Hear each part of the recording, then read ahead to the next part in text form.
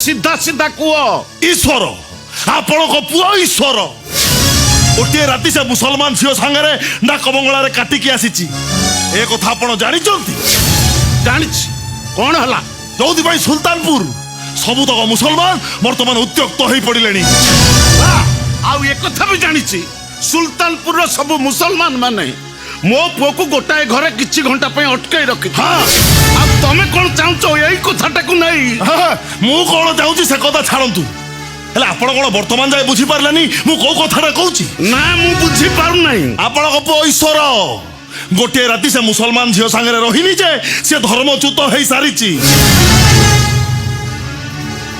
मो पुओ धर्मच्युत है हाँ एक तो तमे मनु संहिता दौच ना पराशर संहिता दौच पंडिते पंडिते এই 10-12 খଣ୍ଡর গাঁর লোকমানে আপনাকে পণ্ডিত বলি মানନ୍ତି হিন্দু ধর্মর নর্তা কর্তা দৈব বিধাতা বলি মানନ୍ତି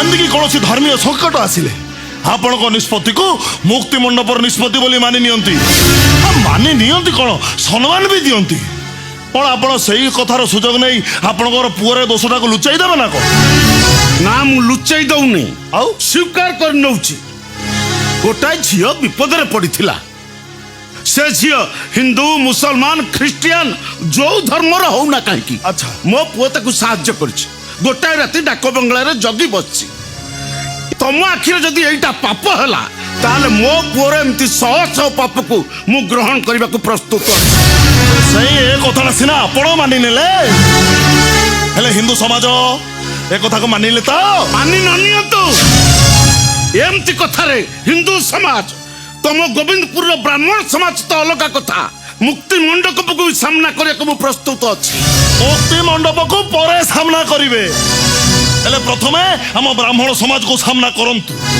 माने माने आज संध्या रे झुलन मंडप रे हमें समस्त ब्राह्मण एकाठी हबु आ सही निष्पत्ति हबो आपण को पुओ गोटे राति मुसलमान झील सांगे काटी ठीक करची ना भूल करची वो भाई जहा करछन ठीक करछंती एतिबा तुम ब्राह्मण समाज आगरे आम परिवार रे केही भी कोई फत दबाक बाध्य नुआ तो सही आपण को पुओ जहा कहला आपण को कोन सहीया हाँ मो पुओ जा कहला मोर भी सहीया ताले हम ब्राह्मण समाज आपण को बासंद करिवो ओ सत्यकी मिश्रे तमे को जुगरे अछ क्यों ओ जुगरे माने कोन बासंद धमक दउछ बासंद माने कोन तुम जानिछ कोन गाँ सारा साई भाई लोक आम घर के आसबे हाँ दोबा बारिक सब बंद कर दो निया पड़े अटक रखियो एया तो अच्छा गोसाई जदि एया हुए ताले आपण कोन करिवे ए तुम गाँ सारा मो घर को कहीं आसवा दरकार ना ना सुनो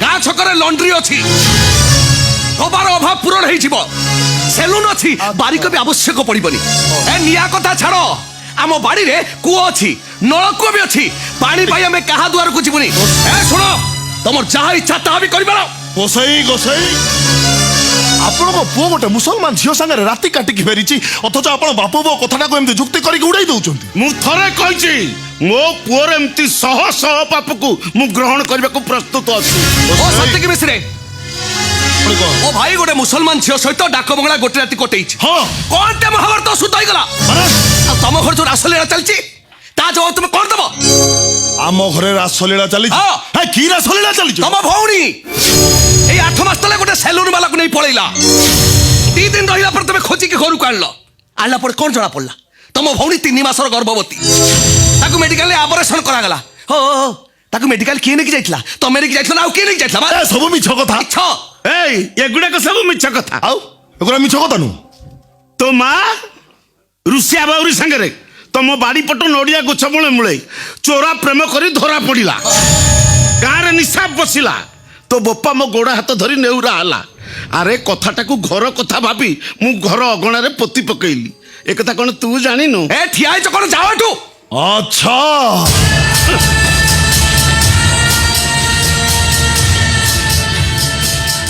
आज सिना बोपा पो दीटा मो संगे जुक्ति करी बताटी पठाई दउछ हेले जो दिन सुजोग आसीबो पंडिते सेई दिन सातकी मिश्र आपण को जणई दबो सीए कोन जय जगन्नाथ जा का करबा कथा कर असली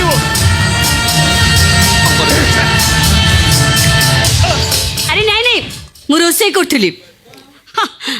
ଆକ୍ଚୁଆଲି ରିକ୍ତା କଥା କ'ଣ କି ମୁଁ ଗୋଟେ ପ୍ରୋବ୍ଲେମରେ ପଡ଼ିଯାଇଛି, ସେଇଥିପାଇଁ ମୁଁ ତୋ ସହିତ କଣ୍ଟାକ୍ଟ କରିପାରୁନଥିଲି। ନାଇଁ ନାଇଁ ନାଇଁ, ଆରେ ତାଙ୍କର ଚାକିରି କାହିଁକି ଚାଲିଯିବ? ନାଇଁ ନାଇଁ, ପ୍ରାକ୍ଟିକାଲ କଥାଟା ହେଉଛି ଘରେ ଗୋଟେ ପ୍ରୋବ୍ଲେମ ହେଇଛି, ସେଇଥିପାଇଁ ସେ ଛୁଟିରେ ଅଛନ୍ତି। ହଁ ପରହାପ୍ସ ଆଉ 3 ମାସ ପରେ ସେ ଜଏନ୍ କରିବେ। ଆଚ୍ଛା ଆଚ୍ଛା, ଶୁଣ ଶୁଣ ମୁଁ ରଖୁଛି। ହଁ ହଁ, ନାଇଁ ନାଇଁ ନାଇଁ ନାଇଁ ନାଇଁ, ଏବେ ମୁଁ ତୋ ସହିତ ରେଗୁଲାର କଣ୍ଟାକ୍ଟ କରିବି। ତୁ ତୁ କେବଳ ମିସ୍ କଲ୍ ମାରିବୁ, ମୁଁ ଇଆଡ଼ୁ କଲ୍ କରିବି। ଓକେ। ବୋହୁ, ତମେ କାହା ସାଙ୍ଗରେ କଥା ହଉଥିଲ? ଭାଉଜ ତମେ ଯାହା ସହିତ କଥା ହଉଥିଲ ତାକୁ ମିଛ କହିଲ କାହିଁକି? ମୋ ପୁଅର ଚାକିରି ଚାଲି ଯାଇଛି, ତମର ସତ କଥାଟା କହିଦେବା ଉଚିତ। ଅବଶ୍ୟ ତମମାନେ କଥାଟା ଠିକ୍ କହୁଛ, କିନ୍ତୁ ମୋ ଫ୍ରେଣ୍ଡ ସର୍କଲରେ ସମସ୍ତେ ଜାଣିଛନ୍ତି ଲକ୍ଷେ ଟଙ୍କା ଦରମା ପାଉଥିବା ଈଶ୍ୱର ଆଚାର୍ଯ୍ୟକୁ ମୁଁ ମ୍ୟାରେଜ୍ କରିଛି। କିନ୍ତୁ ଏବେ ଏବେ ତାଙ୍କ ଚାକିରି ଚାଲିଯାଇଛି, ମାନେ ମୋ ସ୍ୱାମୀ ବେକାର ହେଇଯାଇଛନ୍ତି। ଏ କଥାଟାକୁ ତ ମୁଁ ଗ୍ରହଣ କରିପାରୁନି, ଅନ୍ୟମାନଙ୍କୁ କହିବି କେମିତି? ତା ଛଡ଼ା ଏମିତି ଗୋଟେ ସତ କଥା କହିବାକୁ ମୋତେ ଭାରି କଷ୍ଟ ଲାଗୁଛି। କିନ୍ତୁ ଦିନ ନା ଦିନ ତ ସତଟା ନିଶ୍ଚୟ ପଦାର ପଡ଼ିଯିବ ନା। ସେତେବେଳେ କ'ଣ ହବ ଦେଖାଯିବ। କିନ୍ତୁ ନା ଏବେ ମୁଁ କଥାଟା ଗ୍ରହଣ କରିପାରୁଛି, ନା ମୁଁ କାହାକୁ କହିପାରୁଛି।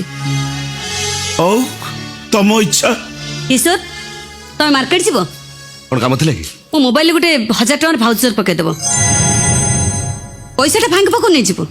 ବୋହୁ, ମୁଁ ତମ ଗୋଟେ କଥା ପଚାରିବି? କ'ଣ? ତମେ 15 ଦିନ ତଳେ 1000 ଟଙ୍କାରେ ଭାଉଚର ପକେଇଥିଲ? 15 ଦିନ ନୁହଁ ବାପା, ଏ 11 ଦିନ ତଳେ ପକେଇଥିଲି। ଭାଉଜ ଭାଇଙ୍କର ଚାକିରି ଚାଲି ଯାଇଛି, ଏ ଘରେ କାହାରି ବି ରୋଜଗାର ନାହିଁ। ଆମେ ଯଦି ଏତେ ଟଙ୍କା ମୋବାଇଲ ପଛରେ ସାରିବା ତାହେଲେ ତମକୁ ଏତେ ଟଙ୍କା ଆସିବ କୋଉଠୁ? ଟଙ୍କା କୋଉଠୁ ଆସିବ ସେ କଥା କ'ଣ ମୁଁ କହିବି? ଶୁଣ, ଲକ୍ଷେ ଟଙ୍କା ଦରମା ପାଉଥିବା ଈଶ୍ୱର ଆଚାର୍ଯ୍ୟର ସ୍ତ୍ରୀ ହେଇ ମୁଁ ଏ ଘରକୁ ଆସିଥିଲି। ମୋ ମେଣ୍ଟାଲିଟିଟା ବି ସେଇଆ ହେଇ ରହିଯାଇଛି। ହେଲେ ମା, ତମେ ଖର୍ଚ୍ଚ ନ କମେଇଲେ ମୋ ପୁଅ ଏତେ ଟଙ୍କା ଆଣି ତମକୁ ଦବ କୋଉଠୁ? ମୁଁ ତ ଖର୍ଚ୍ଚ କମେଇବା ପାଇଁ ଚେଷ୍ଟା କରୁଛି, କିନ୍ତୁ ମୋର ଯା ମିନିମମ୍ ଖର୍ଚ୍ଚ ସେଇଟା ତ ତମ ପୁଅକୁ ଦବାକୁ ହବ ନା। ହେଲେ ଭାଉଜ ଏଇଟା କ'ଣ ଭାଇଙ୍କ ଦ୍ୱାରା ସମ୍ଭବ? ହେଲେ ମା, ଏଇଟା ନିହାତି ଅସୁନ୍ଦର କଥା। ହଁ, ଯୋଉଥିପାଇଁ ଗୋବିନ୍ଦପୁର ଶାସନ ଖାଲି ଉଠପଡ଼ ହଉଛି, ଆଉ ସେପଟେ ସେପଟେ ସୁଲତାନପୁର ଗାଁ ହୁଲସ୍ତୁଲ ହଉଛି। ନାଇଁ ଭାଉଜ ନାଇଁ, ତମେ ପ୍ରକୃତ କଥାଟା ଏଯାଏ ଜାଣିନ। ଥାଉ, ତା ପ୍ରକୃତ କଥା ମୋର ଜାଣିବା ଦରକାର ନାହିଁ, କି ଜାଣିବା ପାଇଁ ମୋର ଇଚ୍ଛା ବି ନାହିଁ। ସେ ମୁସଲମାନ ଝିଅ ସହିତ ରାତି କଟାନ୍ତୁ କି ଖ୍ରୀଷ୍ଟିଆନ ଝିଅ ସହିତ ରାତି କଟାନ୍ତୁ, ମୋର ସେଇଟା ସମସ୍ୟା ନୁହଁ। ତା ଛଡ଼ା ଏମିତି ଗୋଟେ ସାମାନ୍ୟ କଥାକୁ ନେଇ ସ୍ୱାମୀ ସହିତ ଯୁକ୍ତିତର୍କ କଲା ଭଳି ମିନ୍ ମାଇଣ୍ଡେଡ ଝିଅ ମୁଁ ନୁହଁ। କିନ୍ତୁ ମୋର ଯା ମିନିମମ୍ ଡିମାଣ୍ଡ ସେଇଟା ତମ ଭାଇଙ୍କୁ ଦବାକୁ ପଡ଼ିବ। ହେଲେ ମା, ମୋ ଈଶ୍ୱର ଏତେ ଥବ ଆଣି ତମକୁ ଦବ କୋଉଠୁ? ଯଦି ଏଇଟା ସମ୍ଭବ ନୁହଁ ତାହେଲେ ଏ ଘରେ ମୁଁ ନିଆଁ ଲଗେଇଦେବି। ଭାଉଜ ମୋର ଟଙ୍କା ଦରକାର, ସଫିସିଏଣ୍ଟ ଟଙ୍କା। ଭାଉଜ ବୋହୁ, ଭାଉଜ ମୋ କଥା ଟିକେ ଶୁଣ। ହାସ୍, ବାପା ଶୁଣ।